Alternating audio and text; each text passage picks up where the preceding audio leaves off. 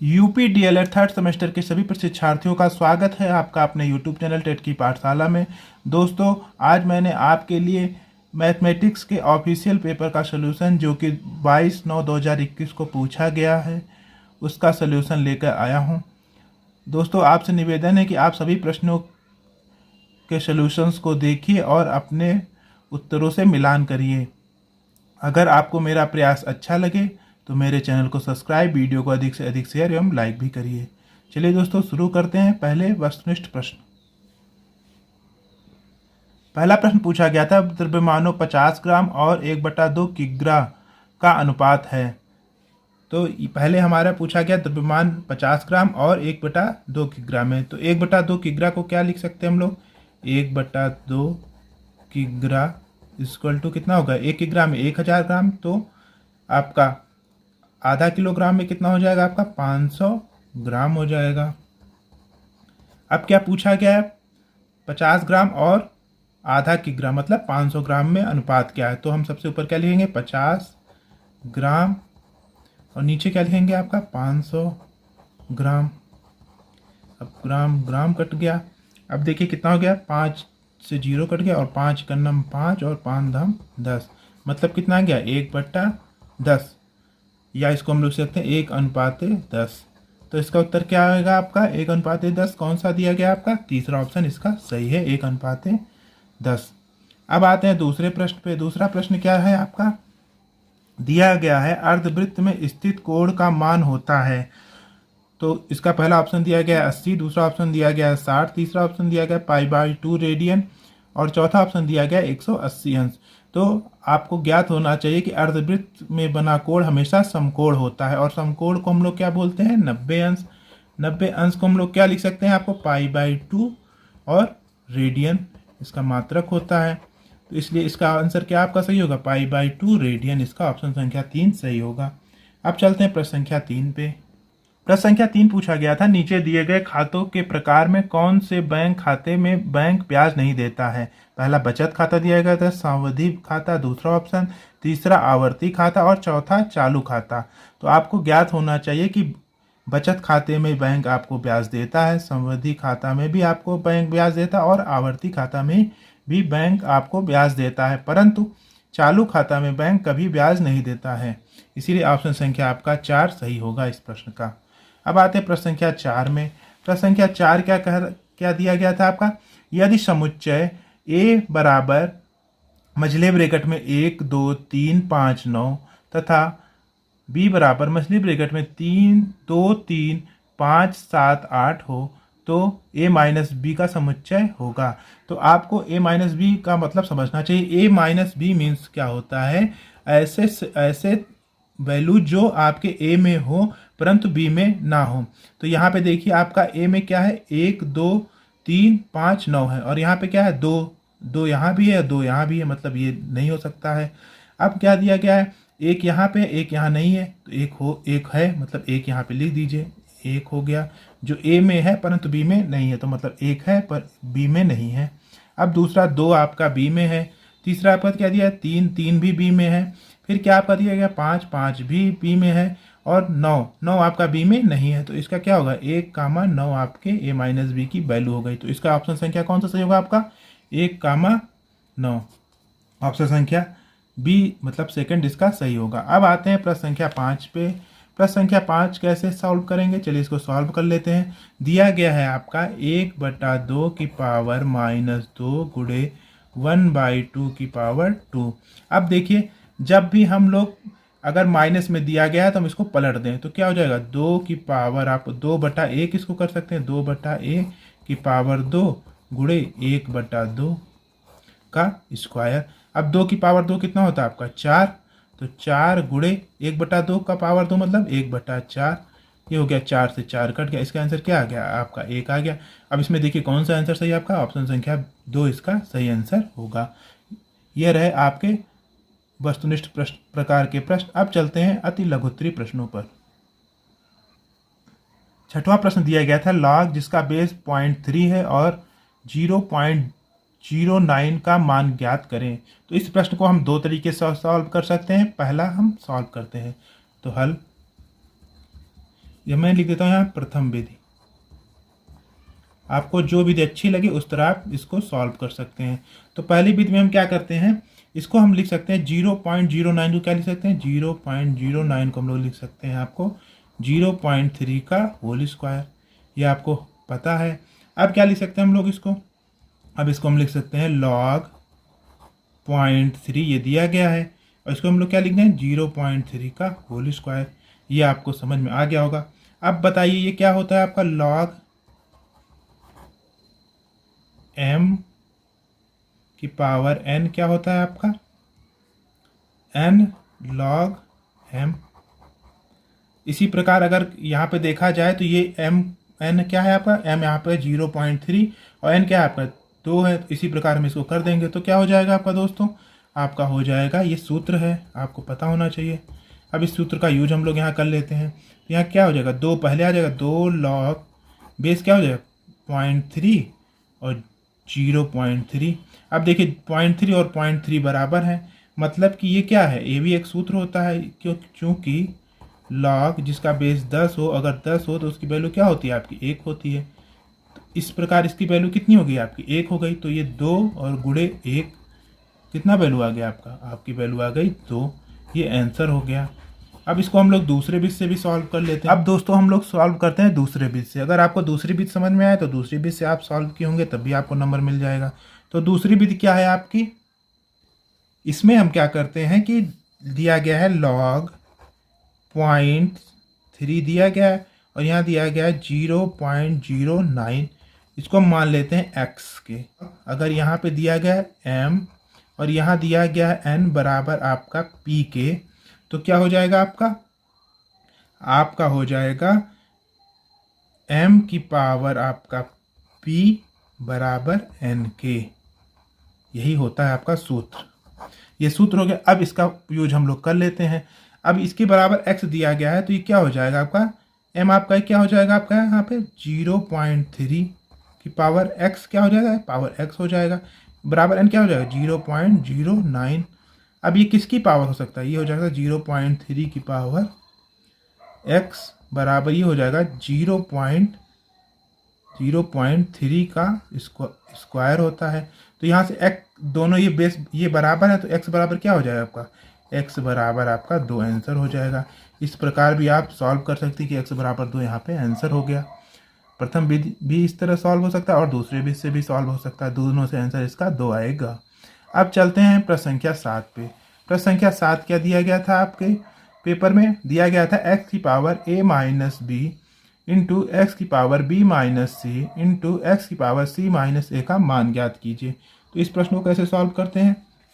अब इसमें देखिए दिया गया है कि गुणा बीच बीच में दिया गया है, तो गुणा का मतलब क्या होगा, गुणे में घातें आपस में जुड़ती हैं। तो इसको यहाँ लिख लीजिए हल और इसको नोट कर लीजिए, x की पावर a माइनस बी गुणे एक्स की पावर b माइनस सी गुणे एक्स की पावर c माइनस ए। अब गुणे में घातें क्या होती है, जुड़ती हैं, तो यहाँ पे जुड़ जाएगा। तो सबके x सब जगह दिया तो x की पावर सब जुड़ जाएगा। तो a माइनस बी पहले दिया गया, फिर b माइनस सी हो गया, फिर प्लस c माइनस ए हो गया। अब देखिए क्या कट रहा है, माइनस ए यहाँ है, प्लस ए यहाँ है, माइनस बी यहाँ है और प्लस बी यहाँ है, माइनस सी और प्लस सी। तो ये क्या हो गया आपका x की पावर 0। x की पावर 0 की वैल्यू क्या होती है, हमेशा 1 होती है। तो इसका आंसर क्या आएगा आपका 1 आएगा। अब चलते हैं प्रश्न संख्या 8 पे। प्रश्न संख्या 8 दिया गया था ₹3000 का 5% वार्षिक ब्याज की दर से 18 माह का साधारण ब्याज ज्ञात कीजिए। तो जो चीज़ें दी गई उसको पहले हम लोग लिख लेते हैं। तो हल यहाँ पे प्रिंसिपल क्या है आपका, मतलब P बराबर आपका ₹3000 दिया गया है और रेट मतलब R मतलब ब्याज आपका क्या दिया गया 5%। और आपका क्या दिया गया समय मतलब T बराबर कितना दिया गया आपका 18 माह।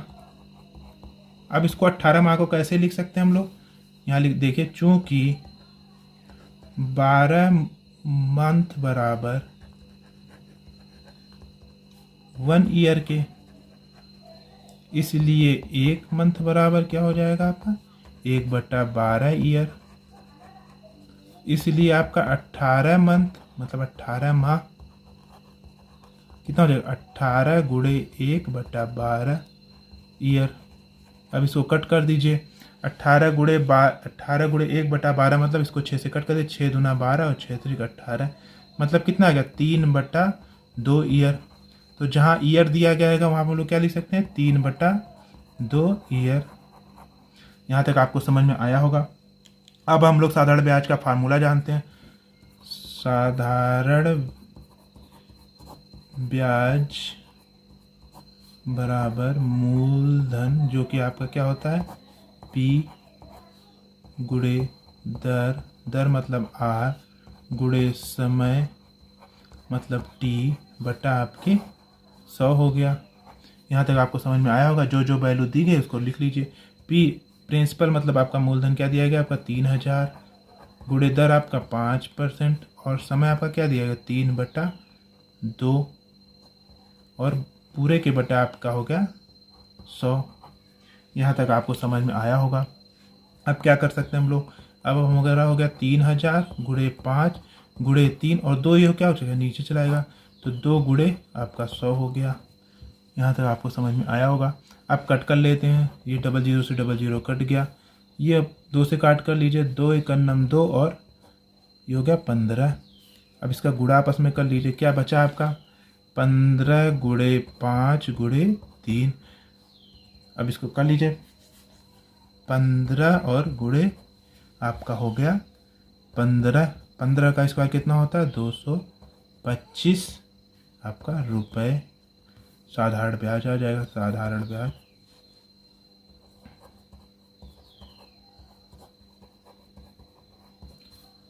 आंसर हो गया। चलते हैं प्रश्न संख्या 9 पे। प्रश्न संख्या 9 दिया गया था किसी वृत्त की छेदक रेखा वृत्त को कितने बिंदुओं पर प्रतिच्छेद करती है। तो एक वृत्त बना लेते हैं हम लोग। ये वृत्त हो गया आपका। अब छेदक रेखा क्या होती है एक ऐसी रेखा जो बिंदु को प्रतिच्छेदित करे। तो देखिए ये रेखा हमने खींच दिया। अब बताइए कितने बिंदु पे आपको प्रतिच्छेद करे। एक ये हो गया आपका और एक आपका ये हो गया। इसको मान लीजिए आप A, इसको मान लीजिए B। तो इस तरह आप फिगर बना करके आप दिखा सकते हैं। तो यहाँ लिख लीजिए वही चीजें। वृत्त की छेदक रेखा वृत्त को 2 बिंदुओं पर प्रतिच्छेदित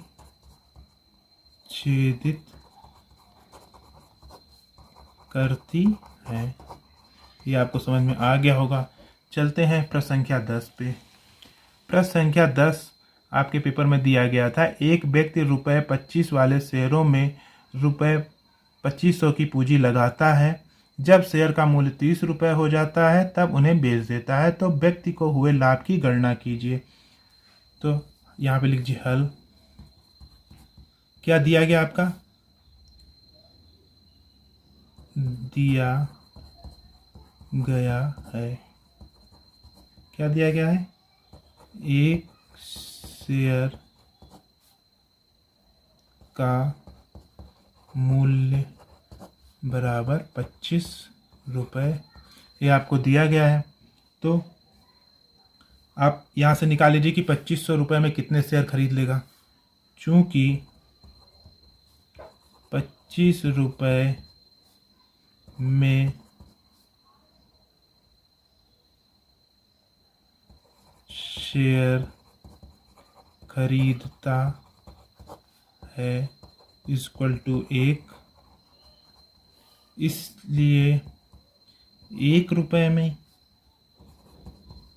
शेयर खरीदता है आपका कितना हो जाएगा 1/25 के।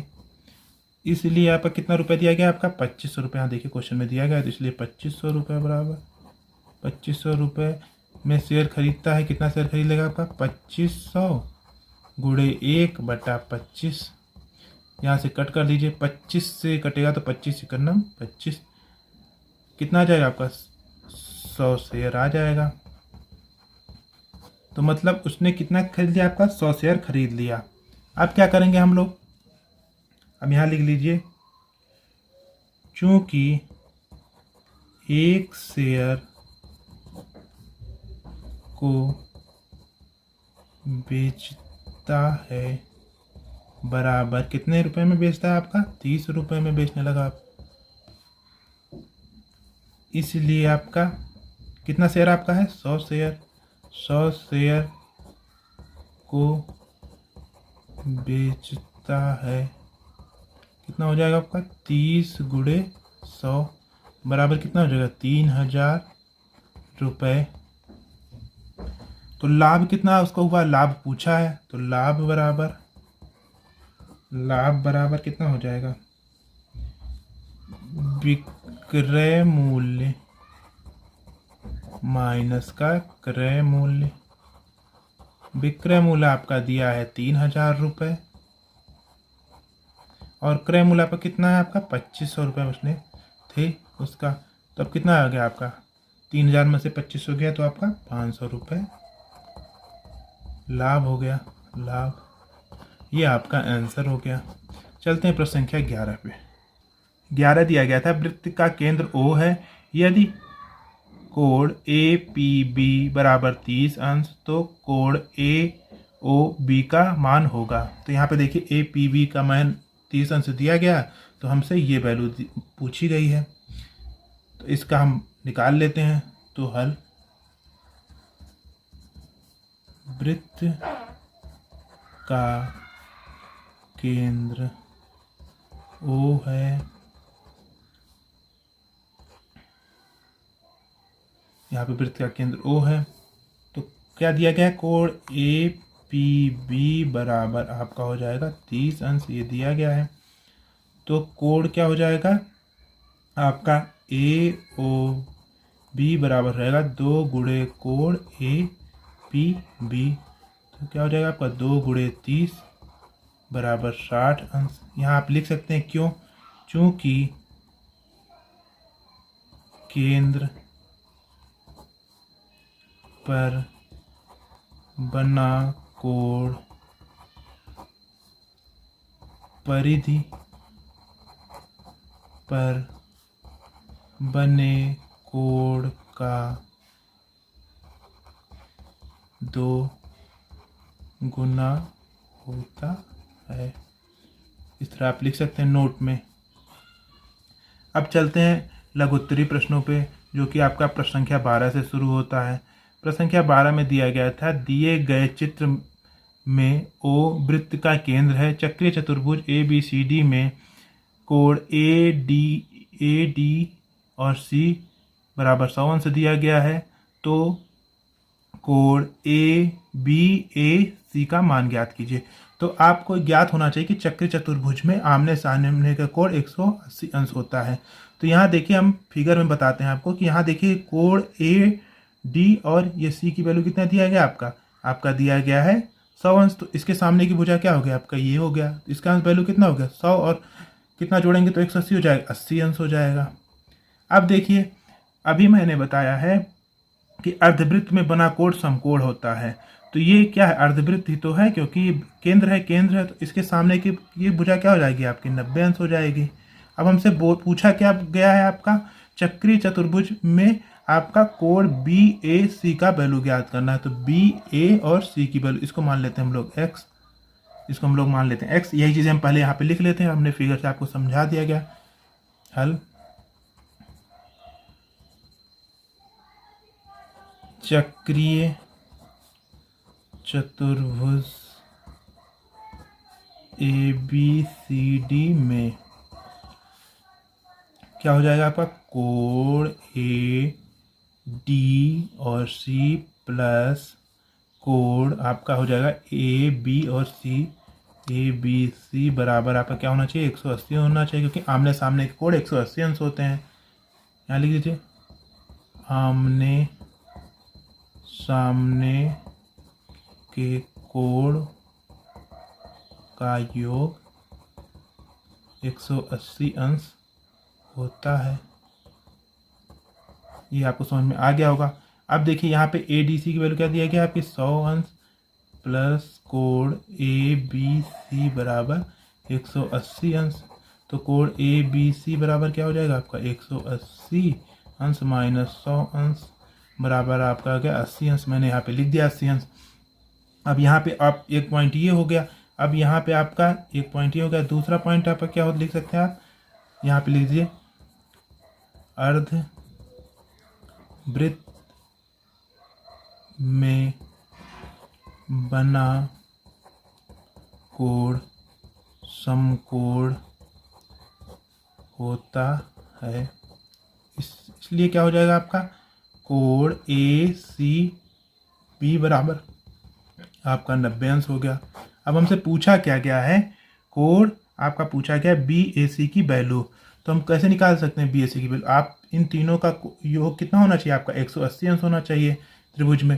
तो इसी तरह लिख लीजिए त्रिभुज अरे मतलब कोण आपका हो गया ए बी सी ये हो गया प्लस कोण आपका दूसरा क्या है आपका ए सी बी प्लस कोण आपका बी ए सी बराबर 180 अंश।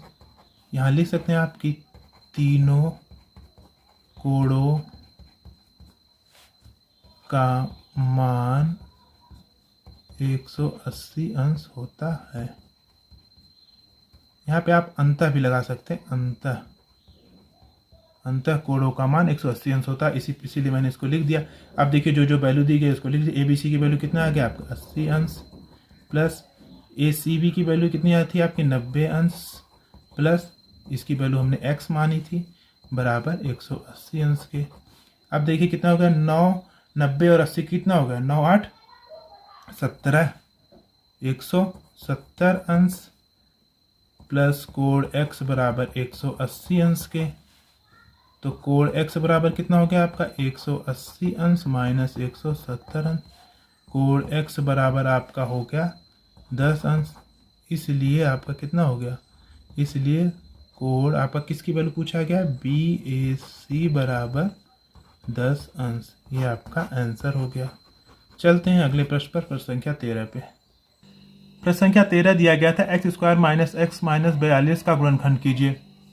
तो हल सबसे पहले हम लोग x square minus x minus 42 लिख लेते हैं। अब हमने आपको इस तरह के प्रश्न कराए हैं। यहाँ पे देखिए माइनस दिया गया है, तो हमें ऐसा गुणनखंड करना है अभाज्य गुणनखंड कि घटाने पे आपका एक एक्स आए। तो हम लोग ऐसा जानते हैं ऐसे दो अभाज्य गुणनखंड क्या हैं 7 और 6 हैं। तो 7 में से 6 अगर घटाएंगे तो आपका x आएगा, मतलब 1 बचेगा। तो वही चीज़ यहाँ कर लेते हैं। तो इसको हम लिख सकते हैं x square minus 7 minus 6 x minus का 42 ये आपका दिया गया। इसको और आगे सॉल्व कर लीजिए। एक्स स्क्वायर माइनस के अंदर गुणा कर लीजिए माइनस 7x का इधर गुणा कर लीजिए तो 7x हो गया माइनस और माइनस का गुणा प्लस 6x माइनस का 42। अब यहाँ से कॉमन जो है उसको कर लीजिए। तो x कॉमन ले लीजिए तो x माइनस का 7 प्लस 6 यहाँ कॉमन ले लीजिए यहाँ से तो x माइनस का 7। अब एक ब्रैकेट में x माइनस 7 और दूसरे ब्रैकेट में आ जाएगा x प्लस का 6।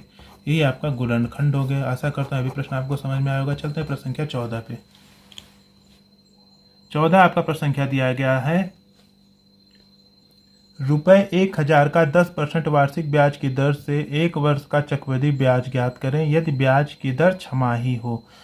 एकदम इम्पॉर्टेंट है कि यहाँ पे छमाही दिया गया है। इसको आप ध्यानपूर्वक अगर करे होंगे तो आप इस प्रश्न को हल कर लिए होंगे। तो चलिए इसको हल कर लेते हैं। आप लोग इसमें देखिए क्या दिया गया है रुपये 1000। तो 1000 आपका क्या है, आपका है मूलधन। मूलधन को हम लोग क्या बोलते हैं आपका P बोलते हैं। P बराबर आपका 1000 रुपये ये दिया गया है। दूसरा दिया गया है आपका दर। तो आपका क्या है दर, ब्याज या दर, इसको दर लिख दीजिए। इसको आप बोलते हैं हम लोग R। तो यहाँ दिया गया 10%। तो ये क्या दिया गया वार्षिक दिया गया। हमें ज्ञात करना है क्या छमाही में। तो छमाही के लिए क्या कर लेंगे लोग, छमाही क्या हो जाएगा आपका 10/2 2 से डिवाइड कर लेते हैं तो ये कितना हो गया 5% छमाही हो जाएगा। अब तीसरा आपका क्या होता है समय। तो समय आपका क्या होता है टी को यहाँ क्या दिया गया आपका 1 वर्ष। तो 1 वर्ष में 1 वर्ष दिया गया। इसको अगर हम छमाही में करें तो क्या हो जाएगा, छमाही बराबर 1 गुणे 2 2 से गुणा करते बराबर 2 छमाही।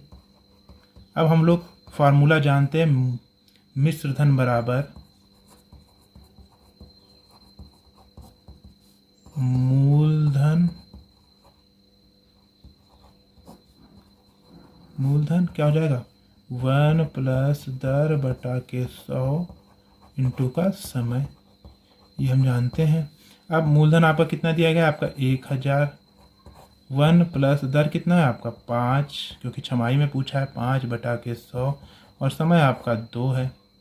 यहाँ तक आप समझ में गए होंगे। अब इसको कट कर लीजिए, 5 इकन्नम 5 और 20 हो गया यहाँ पे। अब इसको करेंगे तो कितना आएगा 1000 गुणे कितना आएगा 20 इकन्नम 20 और 21 बटा 20 का होल स्क्वायर। अब इसको और सॉल्व कर लेते हैं तो क्या हो जाएगा आपका 1000 गुणे 21 बटा 20 गुणे 20। अब 2 जीरो से 2 जीरो कट कर दीजिए, इसको कट करके 5 2 पंचे 10, ये 5 आ गया।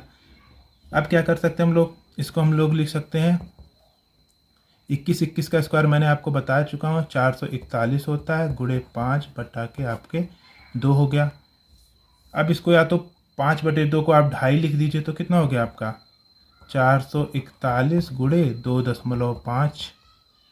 अब इसका इसमें गुणा करेंगे तो कितना आएगा आपका, इसको गुणा करेंगे तो आपका आएगा 1102 रुपये 50 पैसे। ये आपका रुपये आ गया। ये आपका क्या है, आपका मिश्र धन है।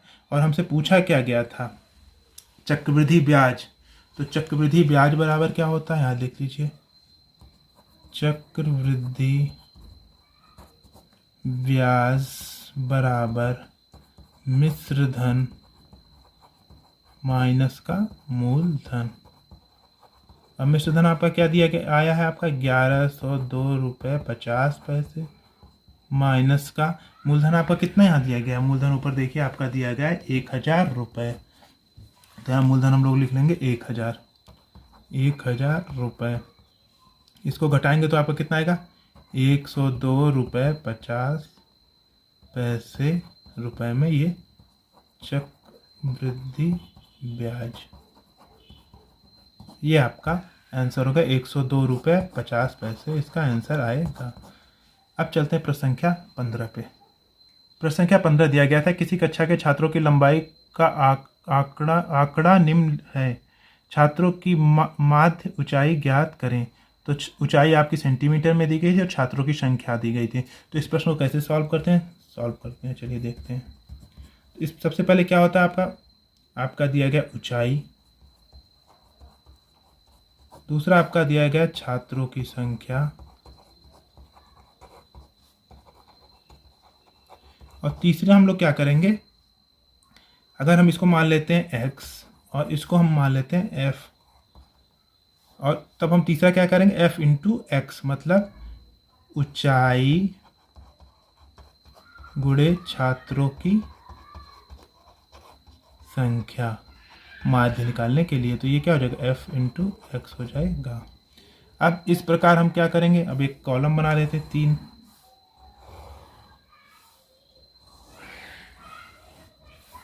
पहले यहाँ देखिए क्या दी गई, ऊंचाई आपकी 110 दी गई है, तो यहाँ पे क्या दी गई आपकी छात्रों की संख्या आपकी 3 दी गई है। 120 था तो कितने छात्र थे आपके 4 सेंटीमीटर में, और 120 था। अब 130 दिया गया सेंटीमीटर में, तो कितने आपके छात्र हैं 3 छात्र हैं। 140 है तो छात्र कितने हैं आपके 6, और 150 में 4 है, 150 में आपके 4। एफ एक्स करने के लिए क्या करेंगे हम लोग, एफ का एक्स में गुणा कर लेंगे। तो 110 में 3 का गुणा करेंगे तो कितना आएगा 330, 12 चौक 48, 480, 13 तिया 39, 390, 14 छंग 84, और 15 चौके 60, 600, ये आ गए। अब हम लोग क्या करेंगे, इसको आपस में जोड़ लेंगे। अब देखिए सिग्मा एफ निकाल लीजिए, सिग्मा एफ मतलब इसको जोड़ लीजिए। तो जोड़ने पे आपका क्या आएगा, जोड़ लेते हैं, 6 4 10, 3 13, 4 17, 3 20, सिग्मा एफ आपका 20 आ गया। अब हमें क्या ज्ञात करना है, सिग्मा एफ इंटू एक्स ज्ञात करना है। कितना आ जाएगा आपका, इसको जोड़ लेते हैं, 0 0 0 0 मतलब 0 आएगा। अब आगे जोड़ते हैं, 8 3 11 9 20, 4 24 के 4 हासिल 2, 8 2 10 6 16, 3 19, 4 23 3 26 2640 आ जाएगा सिग्मा एफ एक्स की वैल्यू। तो हम माध्य कैसे निकालते हैं? माध्य बराबर sigma of F x upon sigma F. तो इसको लिख देते हैं, सिग्मा एफ एक्स की वैल्यू कितनी है आपकी 2640 बटा के 20। अब इसको कट कर लीजिए, 0 से 0 कट गया। ये कितना आएगा 2 एकन्नम 2, 2 एकन्नम 2, 2 तिहाई 6, 2 2 4। तो माध्य बराबर आपका कितना आ गया? माध्य बराबर 132 सेंटीमीटर। ये आपका आंसर हो गया, माध्य बराबर 120 सेंटीमीटर। अब चलते हैं प्रश्न संख्या 16 पे। प्रश्न संख्या 16 दिया गया था 25 की पावर -3 गुणे 1/8 गुणे 3 की पावर -3 गुणे 4/3 की पावर -2 गुणे 10 की पावर 2 का सरल कीजिए। तो इसको हल कर लेते हैं। पहले इस प्रश्न को उतार लेते हैं। 25 की पावर -3 गुणे 1/8 गुणे 3 की पावर -3 गुणे 4/3 की पावर -2 गुणे 10 की पावर 2, ये दिया गया। अब आप जानते हैं कि किसी की पावर माइनस अगर दिया गया है तो उसको हम प्लस बनाने क्या करेंगे, उसको 1 कर देते हैं। तो यहाँ भी वही चीज़ कर लीजिए। इसको कैसे कर सकते हैं? 1/25 की पावर आप 3 कर लीजिए। अब यहाँ पे क्या दिया गया? गुणे 1/8 को ऐसे रहने दीजिए। फिर क्या कर सकते हैं आप? इसकी पावर माइनस दिया तो इसको क्या लगे? 1/3 की पावर 3। यहाँ भी देखिए क्या दिया गया है? गुणे। तो इसमें क्या करेंगे हम लोग? जो हर है उसको अंश कर देंगे, अंश को हर कर देंगे और ये पॉजिटिव हो जाएगा। तो क्या हो जाएगा? 3/4 की पावर 2 गुणे 10 की पावर 2, ये दिया गया। अब इसको हम लोग सॉल्व कर लेते हैं। इसको हम लोग क्या लिख सकते हैं? 1/25 गुणे 25 और गुणे 25, इतना लिख सकते हैं। इसको क्या लिख सकते हैं? गुणे 1/8। इसको क्या लिख दें हम लोग? 1/3 गुणे 3 गुणे 3। इसको क्या लिख सकते हैं हम लोग? 3 गुणे 3 क्योंकि पावर 2 दिया गया, बटा 4 गुणे 4, और इसको क्या लिख सकते हैं? 10 गुणे 10। अब इसको सॉल्व कर लेते हैं। अब सॉल्व करने के लिए क्या करेंगे हम लोग? ये देखिए 3 और 3, ये तो 3 3 से कट गए। अब क्या हुआ आपका? इसको कट कर लीजिए।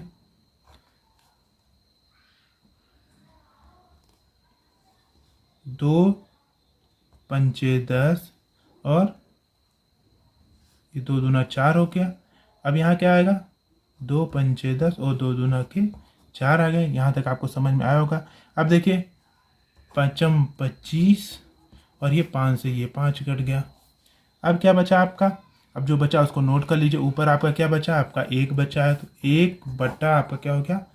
यहाँ क्या बचा आपका? 25 गुणे 25, और यहाँ क्या बचा? गुणे 8, क्योंकि सब बटे में। यहाँ क्या बचा आपका? 3। आगे क्या बचा आपका? 2 गुणे 2 मतलब 4। अब देखिए इसको गुणा कर लीजिए। 25 25 से हम कितना होता है? 625। इसको लिख लीजिए 1/625। और क्या हो सकता है? 8 गुणे 3 गुणे 4।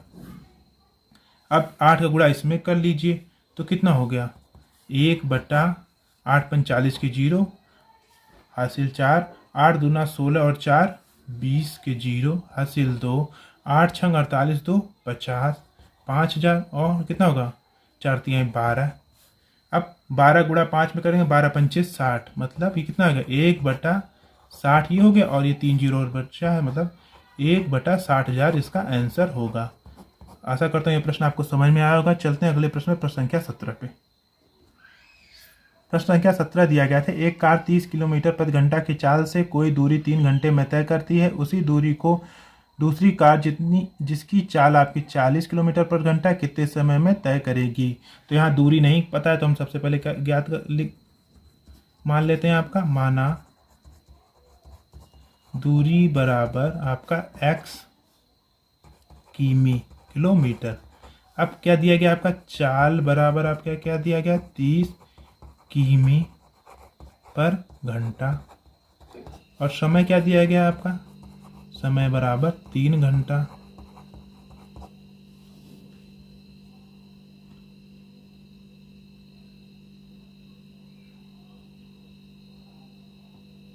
अब देखिए हमको क्या ज्ञात करना? दूरी ज्ञात करनी। तो दूरी बराबर क्या होता है? दूरी बराबर चाल गुणे का समय। अब चाल आपकी 30 दी गई है तो 30 गुणे 3, ये आपकी चाल कितनी दी गई आपकी। अब क्या हो गया आपका, ये आपका 30 तिहाई 90 किमी हो गया, दूरी आपकी 90 किलोमीटर आ गई। ये आपको अब दूरी पता हो गई। अब हमारे लिए अगली जो कार दी गई है 40 किलोमीटर पर घंटा के समय से जो जा रही है, उसके लिए दूरी हमारी क्या हो गई 90 किलोमीटर। तो यहाँ पे और लिख दीजिए, आपकी दूरी दी गई तो चाल क्या दी गई आपकी, चाल बराबर 40 किमी पर घंटा। तो हमसे पूछा क्या गया है समय, तो समय बराबर क्या होता है दोस्तों, समय बराबर होता है दूरी बटा के चाल। अब दूरी क्या है आपकी, दूरी आपकी देखिए 90 दी गई, 90 किमी, और चाल क्या दी गई आपकी 40 किमी पर घंटा। तो इसको कट कर लीजिए, ये हो जाएगा 90, मतलब 0 से 0 कट गया, 9/4 घंटा। ये किमी से किमी भी आपका कट जाएगा। अब घंटा के 9/4 को आप और डिवाइड करके लिख सकते हैं, तो कितना हो गया 4 दूना 8 सही 2 सही 1/4 घंटा। ये आपका आंसर हो गया, समय आपका 2 सही 1/4 घंटा आएगा। चलते हैं प्रश्न संख्या 18 पे। प्रश्न संख्या 18 दिया गया था x³ माइनस x का गुणनखंड कीजिए। इस प्रश्न को हल कर लेते हैं। तो दिया गया था आपका x³ माइनस x, इसको क्या लिख सकते हैं आप, x कॉमन ले लीजिए, x² माइनस 1। अब क्या हम लोग लिख सकते हैं x² माइनस 1 का स्क्वायर। अब ये किसका फार्मूला, a² माइनस b² का, a² माइनस b² का फार्मूला क्या होता है a माइनस बी, एक ब्रैकेट में और दूसरे ब्रैकेट में a प्लस बी भी लिख सकते हैं। ये चीज़ यहाँ लिख दीजिए, तो क्या हो जाएगा आपका x यहाँ है x माइनस 1 और दूसरे में क्या है x प्लस 1। ये आंसर हो गया आपका। आशा करता हूँ आपको सभी प्रश्न अच्छे से समझ में आ गए होंगे। दोस्तों अगर आपको मेरा प्रयास अच्छा लगे तो मेरे चैनल को सब्सक्राइब, वीडियो को अधिक से अधिक शेयर एवं लाइक भी करिए। मिलते हैं अगले इंपॉर्टेंट वीडियो के साथ, तब तक के लिए नमस्कार।